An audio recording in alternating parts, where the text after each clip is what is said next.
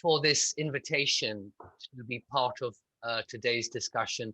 And thank you for that very nice personal introduction.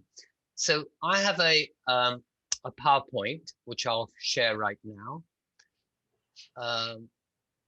It says host disabled participant screen sharing. So if you could allow me to share it, that would be a good. Yes, you have it now. Yes, I do. Thank you. You're welcome. Yeah. So this is my center. This is the topic for today. So let's get started. So I would say that citizenship has 4 different aspects or dimensions. So firstly, there are rights and duties. You know, we have the right to, for instance, to vote, right to have a passport, right to own property, and so on. And sometimes there are duties. The duties are usually quite a lot less than the rights. So for instance, in some countries, though not in Britain, there is a duty to do military service, and that's compulsory. That's what I mean by a duty. I mean a legal duty. In some countries, not many, but Australia, for instance, there's a legal duty to vote in an election. But on the whole, we don't have a lot of legal duties. And if you like, our main legal duty is simply to respect other people's rights. Then secondly, citizenship consists of membership. We feel we are part of something, we belong to something, we are members, and of course that means that some people are not members. So people in another country are members of a different citizenship to the one that we're members of. Then thirdly, by ethos, I mean a ethics or a attitude that citizenship encourages, and actually without it, citizenship would probably not be able to survive. An attitude, for instance, of concern for one's fellow citizens, to take common problems, social problems, problems to do with poverty, and of course at the moment, the problems to do with COVID-19 and the health, the concern for the health of other people, not putting them at risk, like for instance wearing masks, like for instance following the government guidance and requirement, and so on. So citizenship wouldn't really be possible if it didn't have an ethics of making you care about your fellow citizens. But this isn't a legal requirement. No one can force you to care. Also part of our kind of ethical aspect of citizenship is, yeah, I think perhaps you need to mute, thank you. Perhaps, for instance, voting. We think that citizens need to make decisions together. And one of the ways that we do it is voting people into office, government, and so on. To do that, we say, well, we should inform ourselves of what the different candidates and the different political parties stand for. And we should just generally be aware of current affairs. We should read the news, for instance, or watch it on television, or follow it on social media, and so on. Again, no one can make you do this. You can't go to prison if you don't follow the news. But nevertheless, we think someone is not a good citizen if they are indifferent to what is happening in their society. So that's what I mean by the third aspect, ethos. And then I come to identity, which of course is going to be quite important for the talk today. So to be a citizen is actually to have an identity, to enjoy an identity. So to be a British citizen We think it involves a certain kind of understanding and participation in the idea of being British, which is different to the idea of being American. We have a sense of ourselves as a country, as a citizenship that makes decisions about this country. And at the moment, of course, we're all shocked by what happened in the United States, in Washington, D.C. last week. And what's really interesting is that so many people are saying about the storming of the Capitol last week, that insurrection, they're saying, this is so un-American. This is not us. We are not like this. So they're assuming an identity of what their citizenship should be like. You know, an American citizen does not behave like this. And a lot of people saying that President Trump should be impeached for inciting a mob and so on.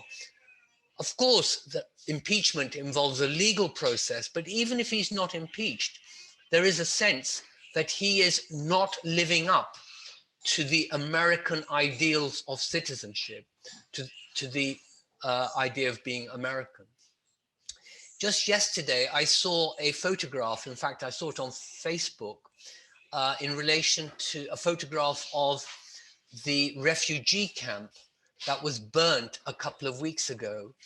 I think it was in southern Europe, in the Mediterranean somewhere, either in Italy or Greece.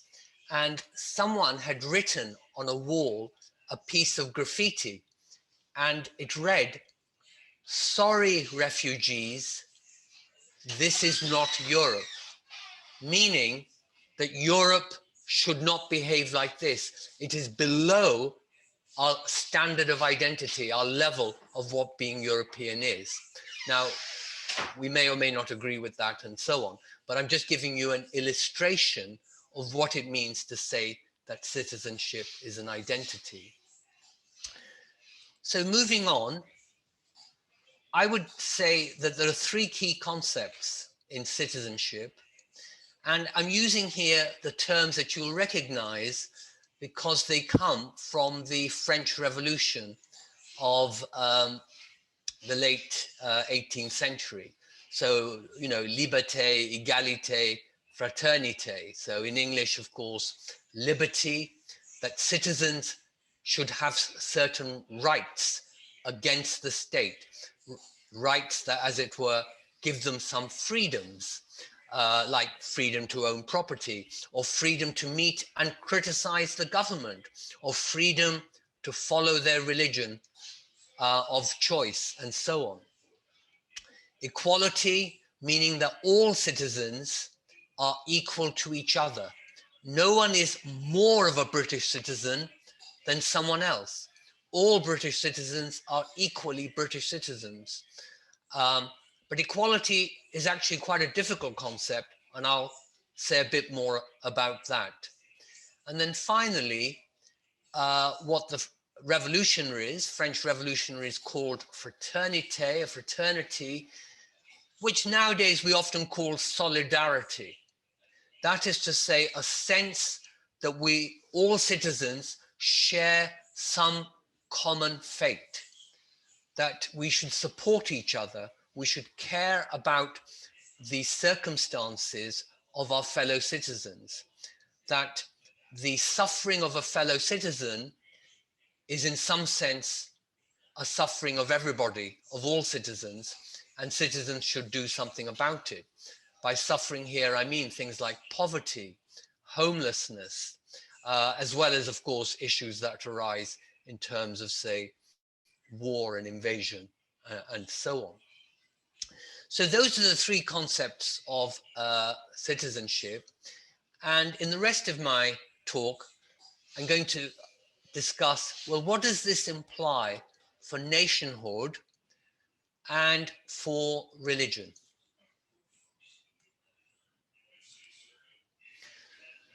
So I actually think that citizenship and national identity go together. Now, historically, they have gone together. Everybody knows that. You know, we have French citizenship, German citizenship, American citizenship, and so on. But I want to say this isn't just a matter of historical fact, that actually citizenship works best, that we, as it were, perform our citizenship best when it is connected to a sense of national identity. Why do I say that?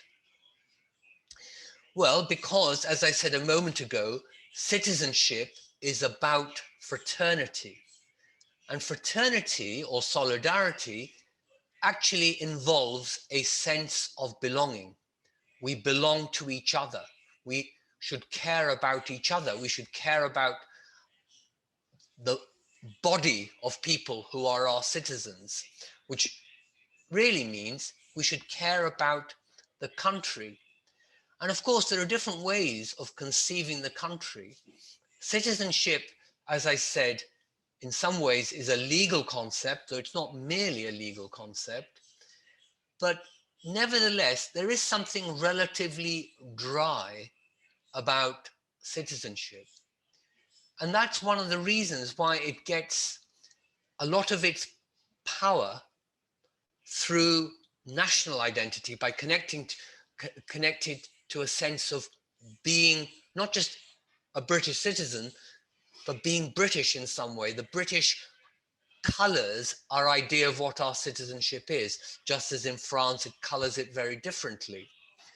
Because it's much easier to create an emotion and imaginative ideas and feelings about a country than it is just about a set of legal rights and duties and what politicians are doing in parliament and what government is doing and so on.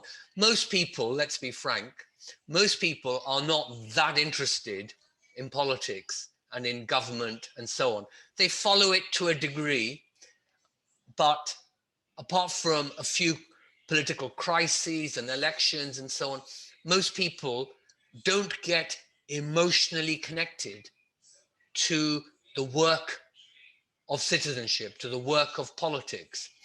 But they do care about their sense of belonging to a country and to a particular part of the country, like London, like Bristol, where I am, like Yorkshire or Scotland. People have very strong feelings about a place, much stronger feelings about a place and who lives there and its history than they do just about citizenship. And that's why I think that citizenship and national identity work best when they go together. If you like, one way of thinking of this is that citizenship is the hard part of the body, as it were. It's the bones.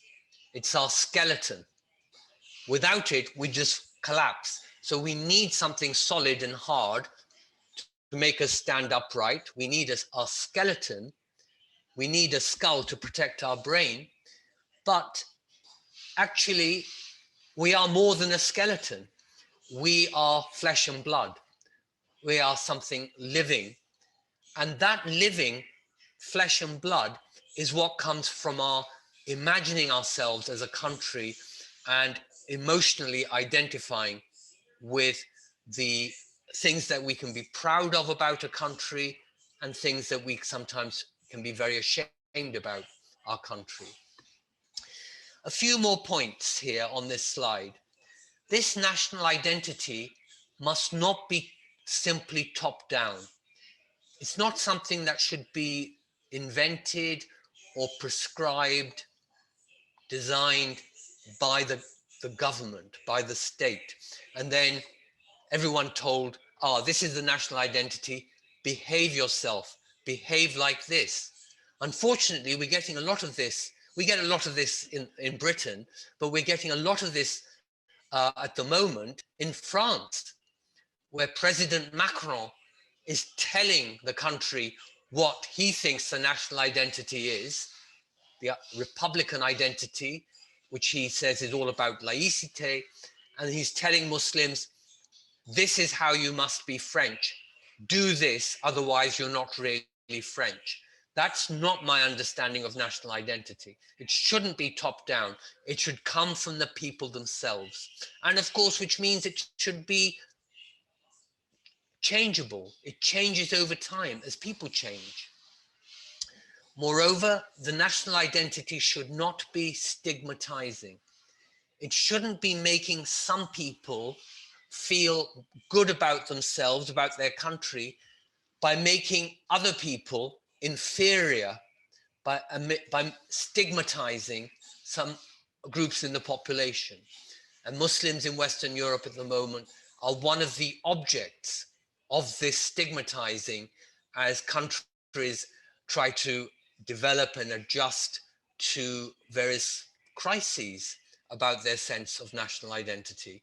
Well, that's not a good way of creating, of reforming, and of sustaining a national identity. Rather, national identities should be inclusive. They should bring people in, not push some people out. They should be plural. By plural, I mean they shouldn't be just a single conception of what the national identity is. There are different ways of being British. You can be Scottish and British, Yorkshire and British, Black and British, Muslim and British. It doesn't all mean one thing, but they hang together through different ideas, but interconnected ideas of what it is to be British. And the national identity should be forward-looking, because on the whole, national identities tend to be backward-looking. By backward, I mean historical. They look to the past, how the country came to be what it now is. And that's inevitable. We can't get rid of that, and I'm not trying to. But I'm saying that's not enough. We should also be mindful of how our country is changing and of where we want our country to go. We should be looking to the future of our national identity and not just the past. And the final point I've got on this slide is that it's not enough to simply, what I call here, anti-othering, by which I mean, if I relate it back to the point about stigmatizing, it's not enough to simply say it shouldn't be stigmatizing. We need to develop positive identities of our groups and of our country. And I can explain that better in the next slide. So, and this of course then takes us to religion, because we might say, well, where does religion fit into this? And how does it relate to issues about equality and to anti-racism? So I say here on this slide that anti-racism can be seen to have two dimensions.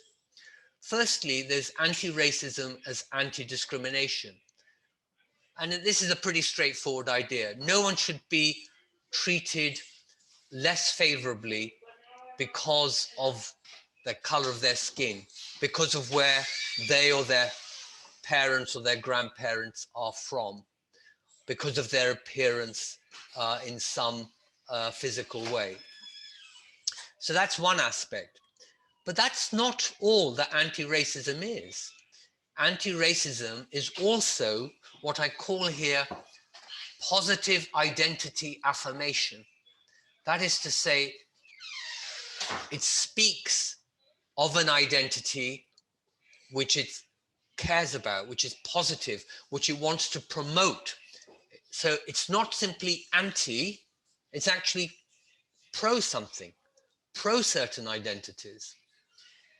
But there are different ways in which this can take place. And I've got three here on the slide.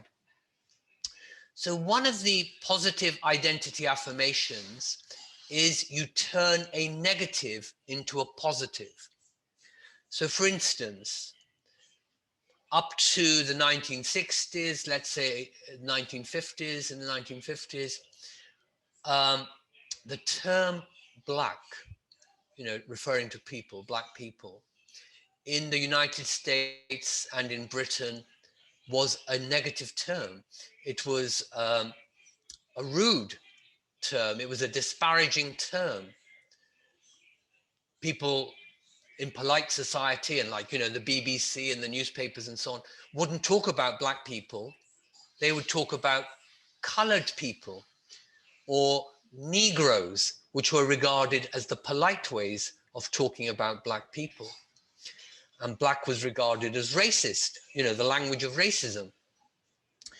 Well, it was African Americans themselves that turned this round. They said, no, you think black is something dirty and ugly and to be ashamed of. No, it's not. We are black and we are proud. Black is beautiful. You may have a problem with black, we don't. So they took the negative term black and turned it as into a positive identity, connecting it with African roots and with the struggle for racial equality in the United States above all, but also in Britain. So that's one way that we can have positive identity affirmation. Another way is refusing a racialized identity for an ethnic identity. So someone may say, oh yes, you know, you're black or you're brown or yellow or whatever. And you say, no, we're not. We are Pakistanis, or we are Arabs, or we are Indians, whatever it may be. That's what I mean here by an ethnic identity. So you don't accept the racialized identity, black or brown. You seek a positive identity, which is to do with your, what we might call national origins or your roots. But there's also a third way, which is very relevant to the discussion here today. And this is where you refuse a racialized identity for a religious identity. And this is what very much happened in Britain, and now, of course, elsewhere. But Britain, in some ways, led the way here, I think, certainly when we're thinking about Western societies, because in the late 1980s and then 1990s, a lot of British Muslims turned round and said, we're not Asians. Pakistan, that means nothing to me. That's where my parents are from, or where my grandparents are from. But Islam, that does mean something to me. Being British, well, yes, that's my country. So I'm a British Muslim. Yeah. So I was just saying, this is in a way how we get from a more civic anti-racism to a religious identity position. And the kind of multiculturalism I argue for has religious identity amongst other identities, not just religious identity, all kinds of group identities as central to it.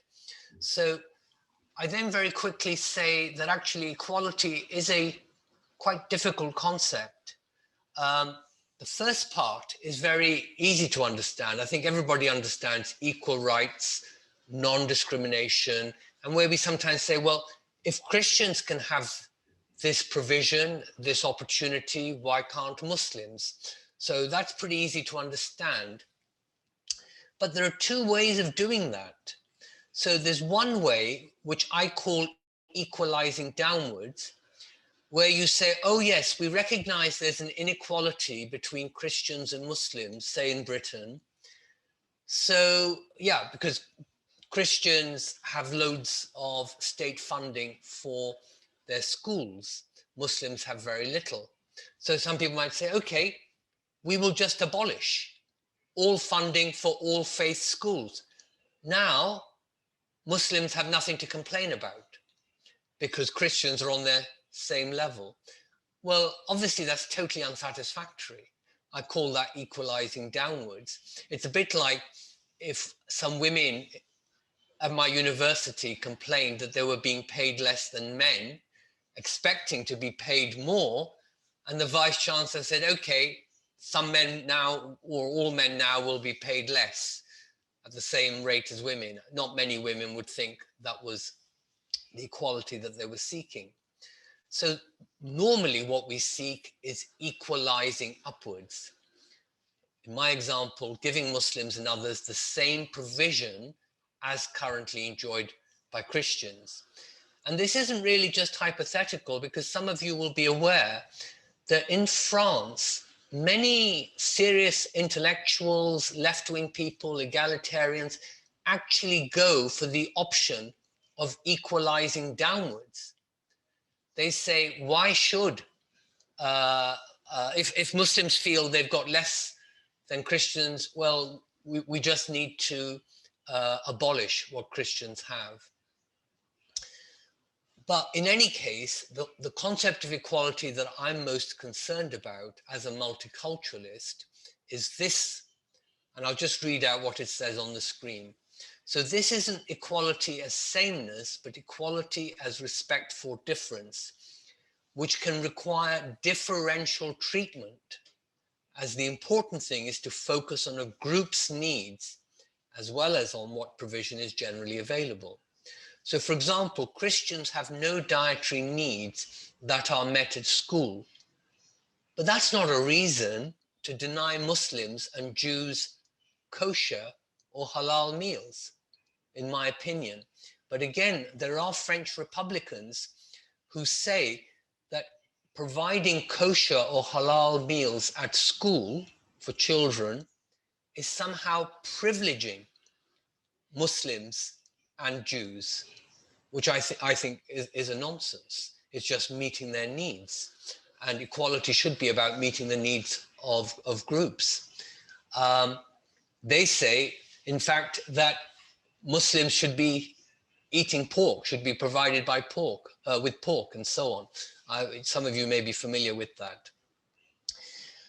I then clarify that the religious identity and the religious groups that I'm talking about aren't just about beliefs. Of course, religion is about belief, but it's not just about beliefs. The identities and labels of ethnic group are often a product of racialization.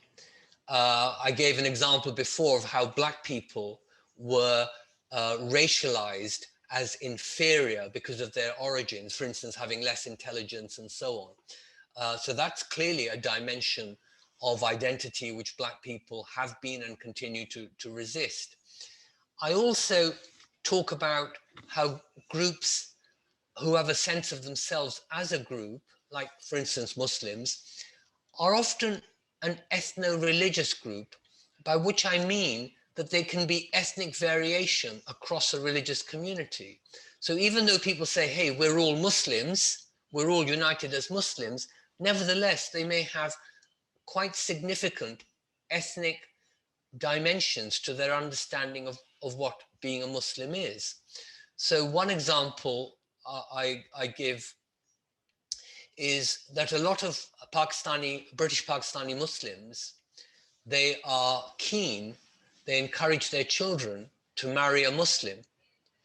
But actually, they would be quite surprised and disappointed if their child brought or suggested a marriage partner who was, say, a Somalian Muslim. I mean, I'm not saying all Pakistani Muslims would be like this, but quite a few would, because when they think about Muslims, they're thinking about Pakistanis. And another example is that there's some data which shows that of over 1,100 mosques in Britain, the vast majority of them are mosques catering for a particular ethnic or national origin group, like Bangladeshis or Moroccans or Pakistanis. And only 5% of mosques in Britain have a management team which is multi-ethnic. So that's what I mean here by ethno-religious. Moreover, religion is not just about belief, but because it involves practice. People fast, people pray, people want certain kinds of meals or dress in certain kinds of ways. That's what I mean by practice or public performance. And that then needs to be institutionally accommodated by British society, American society, German society, or Moroccans, or wherever. And this is my very last slide. Actually, I'll leave it. I think I've probably said enough. So I'll stop there.